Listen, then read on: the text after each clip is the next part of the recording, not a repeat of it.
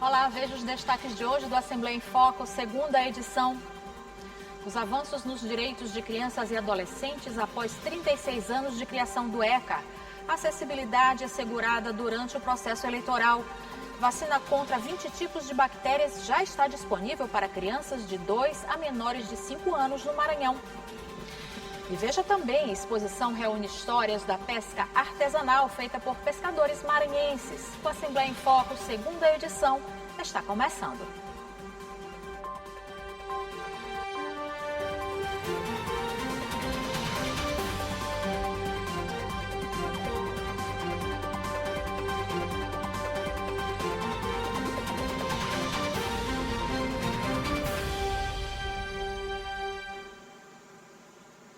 O Estatuto da Criança e do Adolescente completou 36 anos, garantindo direitos ao público infanto-juvenil brasileiro.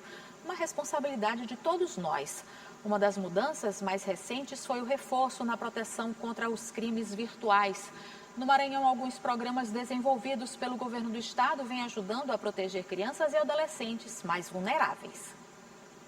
Há 36 anos, o Estatuto da Criança e do Adolescente mudou a forma como o Brasil passou a enxergar crianças e adolescentes. Eles deixaram de ser apenas alvo de assistência e passaram a ter direitos reconhecidos.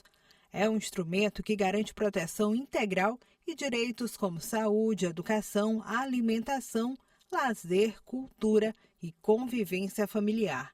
Mas também determina que essa responsabilidade seja compartilhada entre família, Estado e toda a sociedade.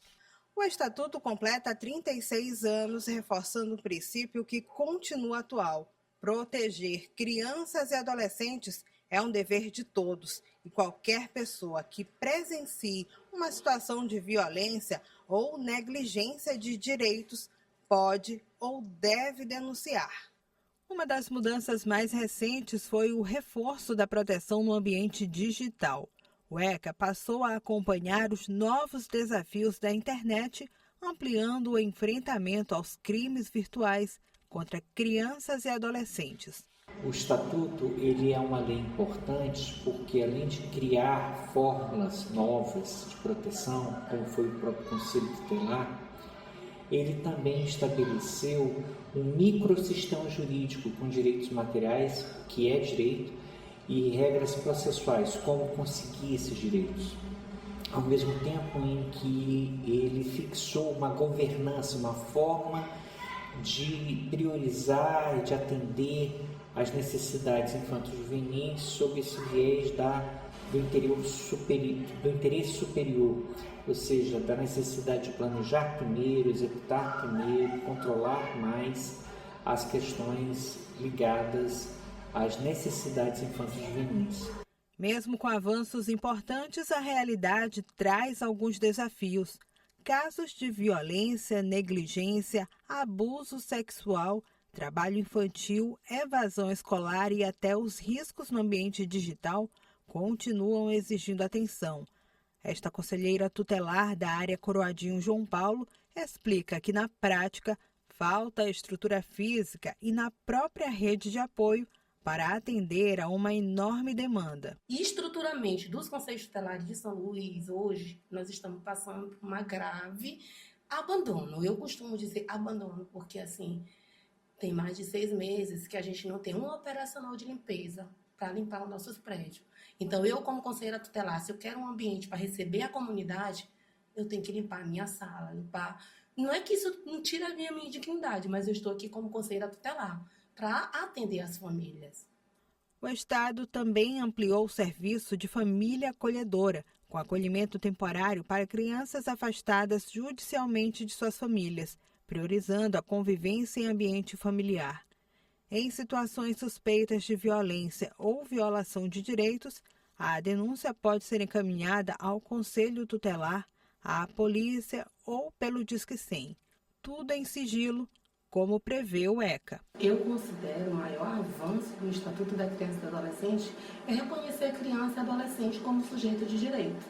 Se a gente voltar lá atrás, antes de 1990, a criança não era vista como sujeito de direito, como prioridade absoluta. Então o Estatuto ele veio Então, eu considero, como conselheira tutelar, o maior avanço é reconhecer criança como sujeito de direito e prioridade absoluta. Uma das preocupações da Justiça Eleitoral é garantir o direito ao voto a todos os públicos. E a acessibilidade é fundamental para que todos exerçam seus direitos como cidadãos. Afinal, garantir que cada eleitor consiga votar com autonomia e independência é tornar a democracia verdadeiramente acessível. Para muita gente, votar é um ato simples, mas para quem convive com uma deficiência visual, cada etapa do caminho pode representar um desafio. É a realidade do estudante Salatiel Rodrigues. Entre a identificação da sessão eleitoral, o deslocamento e a necessidade de autonomia, ele lembra que exercer o direito ao voto vai muito além de apertar os números da urna. É uma questão de cidadania. O fiscal, obviamente que ele ajuda, e é importante a ajuda dele, mas quanto mais nós, enquanto pessoa cega, tivermos autonomia, fica melhor, para a gente poder ter segurança e convicção de onde a gente está, de onde a gente está indo. Eu acho que a acessibilidade, ela é para todos, é um direito, não é um favor. Então, quanto mais puder melhorar, quanto mais puder ampliar, será benéfico para nós, para que a gente possa exercer a democracia. Assim como aqui na Escola de Cegos, onde a autonomia faz parte da rotina, nas eleições ela também precisa estar presente. Afinal, garantir que cada eleitor consiga chegar, se orientar e votar com independência é tornar a democracia verdadeiramente acessível. O trabalho começou com um levantamento realizado pelas zonas eleitorais em diversos municípios maranhenses. As vistorias identificaram barreiras arquitetônicas e outras dificuldades que podem impedir ou dificultar o acesso de pessoas com deficiência e mobilidade reduzida. A partir desse diagnóstico, foram definidos prazos para que os espaços recebam as adaptações necessárias antes das eleições de 2026. Nesse primeiro encontro, nós mapeamos aquelas sessões eleitorais que já registraram um histórico de problemas, de acessibilidade. Nós já repassamos para essas instituições parceiras, estamos trabalhando com o calendário, elas têm, da última reunião que a gente fez, dia 30 de junho, nós fixamos um prazo mais ou menos de 10 dias para que nos desse o retorno sobre todas as medidas que já estão sendo implementadas no sentido de garantir essa acessibilidade. Mais do que cumprir uma obrigação legal, a iniciativa fortalece a inclusão e garante que ninguém seja impedido de participar da democracia por falta de acessibilidade. Nós gostaríamos de aproveitar a oportunidade para convidar aquelas pessoas que pudessem se voluntariar para trabalhar como coordenador de acessibilidade. É uma função nobre, é uma função... Porque todos nós, eleitores, somos corresponsáveis, pelo processo eleitoral. Então, a nossa parcela de contribuição como cidadão. Então, quem quiser nos ajudar no dia das eleições, basta acessar o site do TRE Maranhão e ali preencher um formulário, que será muito bem-vindo. E veja no próximo bloco, vacina contra 20 tipos de bactérias já está disponível para crianças de 2 a menores de 5 anos no Maranhão. E veja também, a exposição reúne histórias de vida de pescadores artesanais do estado. A gente volta já.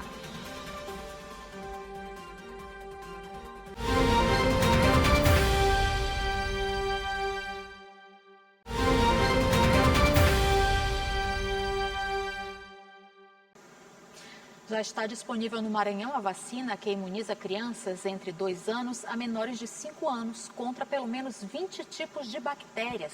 A repórter Larissa Madeira tem mais informações. A nova vacina Pneumovinte já está disponível gratuitamente pelo SUS nos 217 municípios do Maranhão. E nesta primeira fase, o imunizante ele é destinado para crianças de 2 anos a 4 anos, 11 meses e 29 dias. A vacina ela protege contra 20 tipos de bactéria que pode causar doenças graves como pneumonia, meningite, otite e infecções no sangue. De acordo com o Ministério da Saúde, essa versão ela amplia a proteção em relação à vacina que era aplicada anteriormente. As crianças que já começaram o esquema vacinal, elas também vão poder receber a nova Pneumovinte. Por isso, a recomendação do Ministério da Saúde é que pais e responsáveis procurem uma unidade de saúde mais próxima para verificar a caderneta e, assim, garantir a imunização. E agora vamos ver como fica o tempo nesta quarta-feira. E quem vai contar para a gente é a Paula Torres. Boa noite, Paula.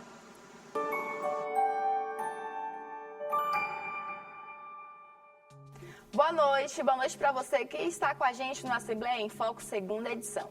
Se já está organizando a quarta-feira, pode separar o guarda-chuva, porque a previsão indica chuva em boa parte do estado. Na Grande Ilha, em São Luís, a quarta-feira terá temperaturas entre 24 e 29 graus. O sol aparece entre algumas nuvens, mas a chuva pode ocorrer rapidamente, tanto durante o dia quanto à noite.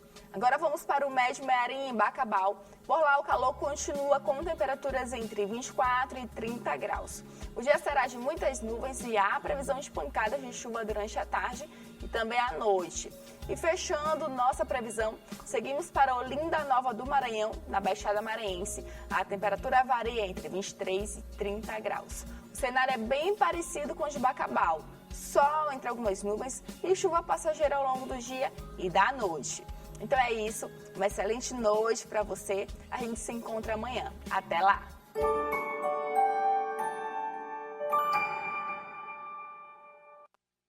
A pesca artesanal ainda faz parte do cotidiano de muitas famílias maranhenses. E uma exposição reuniu histórias de pescadores, com todo o conhecimento prático do ofício e a transmissão dessa profissão para as novas gerações. Muito além da atividade econômica, a pesca artesanal faz parte da identidade cultural do Maranhão. Quem trabalha no ramo carrega muito conhecimento e histórias de vida.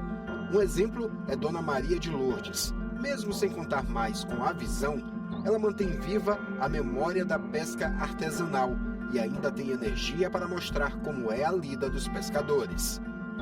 Hoje em dia eu me sinto já da idade que eu estou, já deficiente visual, mas mesmo assim, para mim não ficar parada dentro de casa, porque eu não enxergo, né? Ficar sentada numa rede, ou numa cama, numa rede, numa cadeira o dia todo, não dá. Digo, não, eu vou para Maré, então vou gravar vídeo pro YouTube e estou trabalhando do mesmo jeito.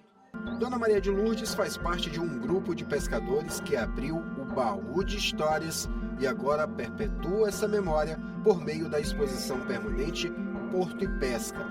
O espaço reúne 10 histórias reais, contadas em vídeos documentais que mostram como o conhecimento sobre o mar, as técnicas de pesca e a transmissão do ofício para as novas gerações fazem parte do patrimônio cultural maranhense. Trazer essa história viva para dentro dos nossos espaços culturais é muito importante porque, além da valorização da nossa identidade, é a garantia de preservação para que as futuras gerações tenham acesso, né, a essas histórias que são tão importantes e são nossas.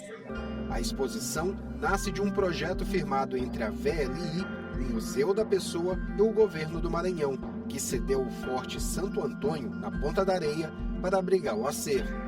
Um espaço que convida à reflexão sobre a convivência entre o desenvolvimento portuário e a preservação das tradições. A preservação do patrimônio histórico e da memória faz parte da estratégia de atuação social da VLI. Então, a Estação de Memórias Porto e Pesca, ela retrata, valoriza a importância da comunidade pesqueira, a importância econômica, social e cultural dessa comunidade para a nossa capital, né? E oportuniza também, cria espaços para que as futuras gerações possam conhecer também essa história. São Luís tem uma das maiores áreas costeiras do Nordeste. O mar é a principal fonte de renda de pescadores artesanais e também de riquezas em história. Por lá, vários peixes já foram pescados, mas também várias histórias já aconteceram. E é isso que as pessoas vão encontrar nesta exposição que está no Forte Santo Antônio.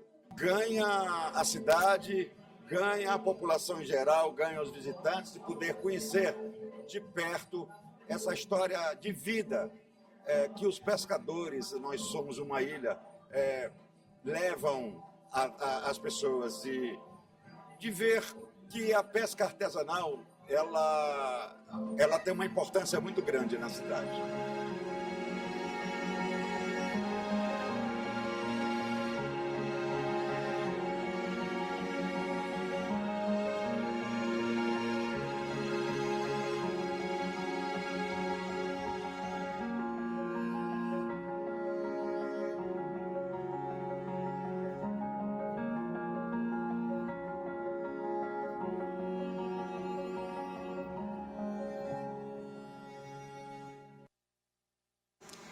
O F2 fica por aqui. Para rever as reportagens de hoje, acesse o site al.ma.leg.br/tv.